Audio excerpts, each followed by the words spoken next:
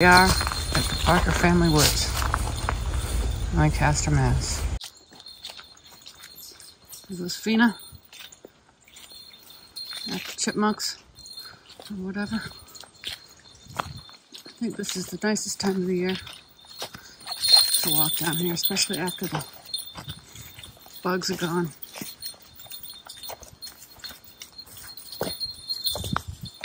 Not quite peak foliage yet.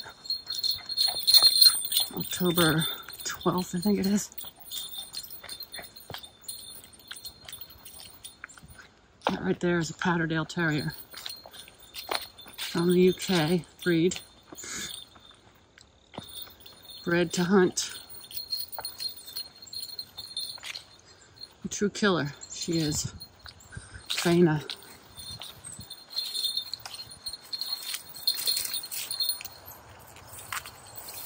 She'll get them at them wherever they are. She'll even dig. That's why she's got a bell on right now. It's a really warning signal. But yeah, it's kind of a nice spot. They have this pond here at the bottom of it, and it's a loop. It goes up that way, comes back out over here. And in the spring, there's ducks here. And right now it's covered in leaves. And it looks like there might be a beaver dam over there. Not sure. Have to check it out. And this is the aged poodle. All right.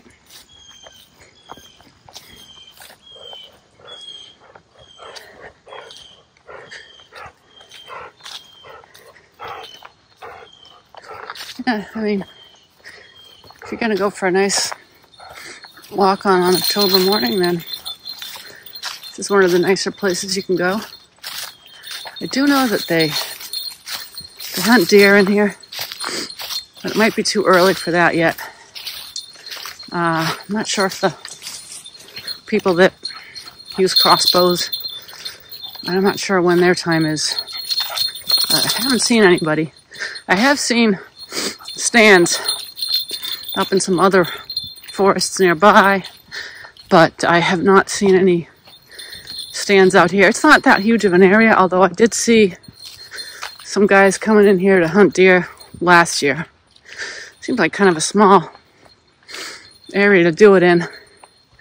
And there's houses right on the other side of that hill there, and then there's houses up as you get farther up the hill, a bunch of houses. So seems a little dangerous, but I don't know.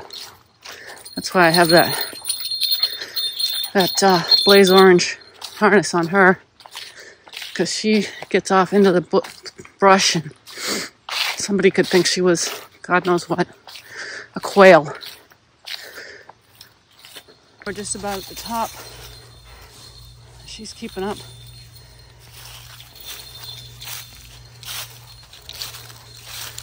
Of course, Fina goes about 10 miles for every 1 mile I go. That goes up towards, there's a water tank or water tower up there. And this nice little walkway through the field is here at the top before you turn back into the forest. And here she comes. I do have her chipped, and I also have an air tag on her, but she doesn't really go too far off from where I am. She goes in on either side of the trail and finds whatever she finds there. If she comes across something, she's going to kill it, and then comes back and then goes in on the other side usually.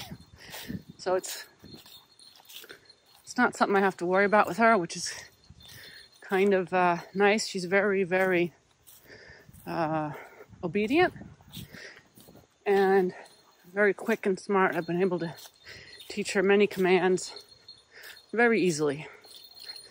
Very, very easy. She's very food driven, so if I click train, you know, you ask them to do something, when they do it, You make a click noise with your mouth and then you give them a treat. A little tiny treat for her. She's already fat. Then they remember it and they do it again next time you ask them. It's very quick with this dog. They're not well known in this country, and the people that do have them in this country, most of them are just used plainly for hunting, not as pets. They do make a good pet if you have the right situation. Like, she doesn't feel threatened by my old poodle girl, so she doesn't bother her. But I think if you had a younger dog, she might try to fight for dominance over it. She, when she attacks, she does go for the neck and clamps on, so you don't want that. And she gets along great with the cat. Her and the cat play for hours on end, just rolling around, pretend biting. But the cat got out recently and is not an outdoor cat, and something got to him, like a raccoon. And he got pretty effed up. Seems to be getting a lot better now, but he didn't even want to walk for a few days there, and some scrapes on his face. I just got to make sure he doesn't get out anymore, because he doesn't know what he's doing. He doesn't know, like, really what's out there that's dangerous, and he just thinks probably everything is playful, like this dog. But of course, wild animal is a wild animal. So, as you can see, we're getting towards the end of this field type walkway, and that path up there, I think that just goes either to a house or to the water tower. And there is a house up this way that you'll be able to see. So you see, it's not that very large of an area. Up there you can see there's a house pretty close. And then we turn down this way. I think in about a week or so, this trail will be at its most stunning fall colors.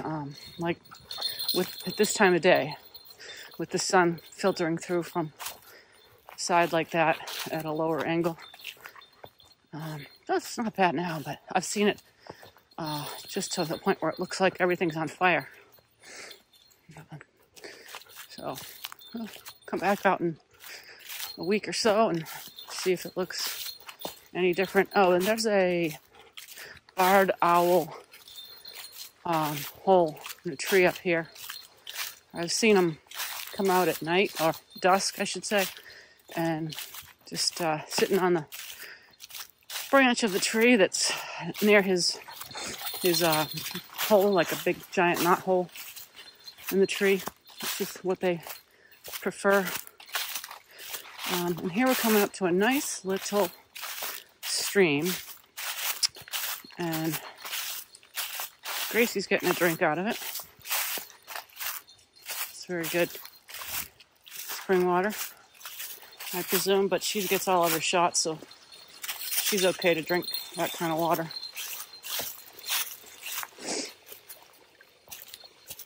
And it looks like trees have been cut down. This is actually recent, because this trail is kind of a shorter trail that cuts off that top part, but as you can see, it's a little bit blocked right now. You could still get by it if you wanted to. Probably tree fell over in a windstorm, and they had to, well, you can see all the way through it. And they had to cut it into pieces. But nobody's gonna really want it if it's pine. Although I don't know the trail. No, I guess that's the main trail coming from that direction, so that's clear. Yeah, that's still good. And it's not anywhere near as wet out here. I wonder if that's where that tree came from, as I thought it would be, because we've had so much rain this season. Usually you get kind of swampy, but not now. This area right here, you come back in a week or so. So all these leaves are mostly still green. Either that or I missed the peak. I don't know. Maybe I missed it, but it's always next year. Maybe. And there's another little trail down there. That also just basically cuts off this corner. And that does tend to be a lot wetter, so I don't usually go that way. And see, there's another house up there. So we're not in the middle of nowhere, for sure. There's some pretty cool trees out here that probably came up after the entire state was cut down of trees so that they could farm on the land. I guess there's very few old growth trees left in the state of Massachusetts, which is a shame, but there's new ones coming up. Looks like that has some holes in it. I'm trying to remember where that owl tree was. I think it's right up here. I think it's like wherever there's a knot in one of these trees. That is where I saw him and where I think he lives. Let's see if we can find it. Nothing there.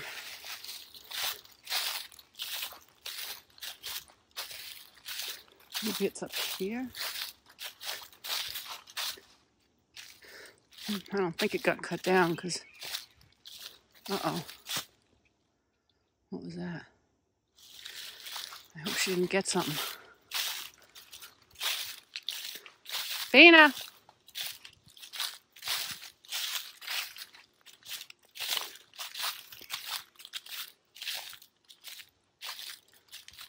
Fina, where is it?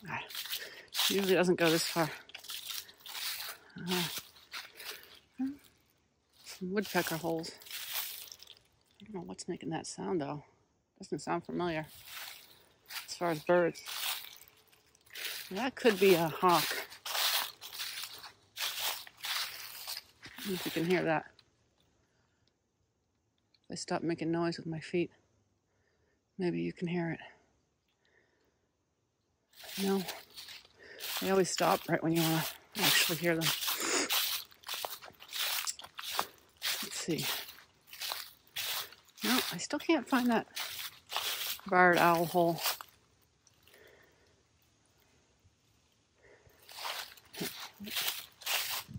And towards the bend up here in a little bit. And no Fina. Fina! She may have gone and met up with the others that are farther back.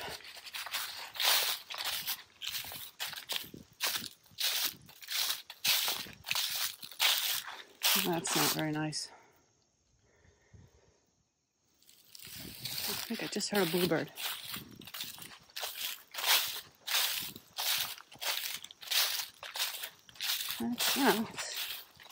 It's been cleared out a little here. It's pretty swampy in there. But I don't think they do anything regularly unless something falls down. From what I can tell, the past few years. It is, I guess you could say maintained. A lot of the forests are managed by the New England Forestry, whatever. And, they're not out here all the time. So, and usually there's not a lot of people here, which I prefer. I got some even better places in town that are even less well-traveled. Take a tour through those at some point too. Happy face, okay. Yeah, I think there was probably more people coming out here during COVID. Saw a lot of that, and people coming out on the various trails and making happy faces out of rocks and things like that. But that seems to have stopped now that everybody's back working for the man or going to school. I'm coming to another bend here, and this is where there's a house pretty close. A pretty antique house, I believe. There's a lot of houses like that in this town, which was settled in the 1600s sometime. You can see there, it looks like they're doing some renovations, but it's a really old brick building. And nice wall there, crumbling apart. I think that looks almost like it used to be a foundation. Pretty sure, from a long time ago. And there used to be a whole bunch of those. I call them silver dollars. There's some other name for them. Those wild plants that grow those paper-thin seed pods that are translucent, like a white translucent color. But I haven't seen any. I think maybe they got cut down, and there's these things now. I forget what you call these, but too bad, because those things were really neat. And I did happen to save some seed pods from a couple of years ago. I think they only flower every other year. And I did save some seed pods, and I got some going in my yard. So hopefully next year I'll actually get some of those cool silver dollar plant seed pods. Take the whole branch, and they will dry very nicely, and use them for whatever kind of decorations you want. Coming around this bend, you start to really go downhill now. I know it's always hard to tell with a video. But yeah, this goes down, and we're going to come eventually to that pond that you saw in the beginning, and that's going to be coming up on our left in a little bit. There's a road up that way. It's pretty much ringed completely by developments and roads. So it's not that way out in the middle of nowhere here. It's just a nice little spot that somehow, I guess the Parker family, I'm not even sure who they were, but they managed to donate the land and get it saved. And we definitely need more of that, because the land is really getting eaten up by all kinds of development, as I'm sure you know, but that's a whole nother story. So yeah, this is still very pretty, and it's a nice breeze, and it's probably 55 out, maybe something like that. So very comfortable. This is a pokeweed. I let this grow in my front yard because the bluebirds like it, and I actually they're pretty much over now, but I actually have put up a nesting box this spring for bluebirds, and I got 2 separate fledges of bluebirds out of there. So they did a really good job in there, and I'm hoping that they're going to come back next spring. They're still around. The family groups, I believe, are still around my yard area, eating a lot of the different wild berries that are around the edges. And I did try to not mow most of my lawn this year. I'm sure the neighbors loved it, but I got a lot of wildflowers and a lot of pollinators and that kind of stuff. And I think I'm going to keep doing that. In fact, what I want to do is I want to put in more wildflowers. I have like one circle of wildflower. There's that path that I said is usually wet. Doesn't look too wet now. I want to plant more wildflowers out there in the yard, because I planted one circle of them where I had a bunch of compost dumped, so it left a nice circle once the compost was all taken off of it. And so I just spread the wildflower seeds around, and they're coming up real nice now. They're a little late in the season. I did it in June, like maybe late June, but they're coming up now and flowering nicely, and I see the different pollinators on them. So the more of that, the better, right? Yeah, I hear a dog barking way off, so they're way behind. That's all right. Sometimes I can't hear the different birds if there's too many people nearby making a ruckus. I'm not really trying to hear birds right now. I'm just kind of walking, but I do really, really like that app called Merlin. And I had that app for a long time before I realized there's a function on there when you first open it up called Sound ID. And it is incredibly accurate. In fact, I'm using it for about 1.5 years now, and I have learned many, many bird calls from using that app to the point where I don't need it now for a lot of them. Which, it would be nice if I could see them also, which if I don't have my binoculars, that ain't happening. There's that. You can see that pond again. And I hear Fina's bell. She must have come back the other way. So this is pretty much just about back to where we started. Oh yeah, I wanted to see if that's a beaver dam starting in there, or that's just a tree that fell in there. It might just be a tree. Sometimes it's hard to tell. I do know some other places where there are some pretty big dams, and that's not really that big, if it is one at all. It might just be a fallen tree. Let me see. Yeah. So, nice reflection.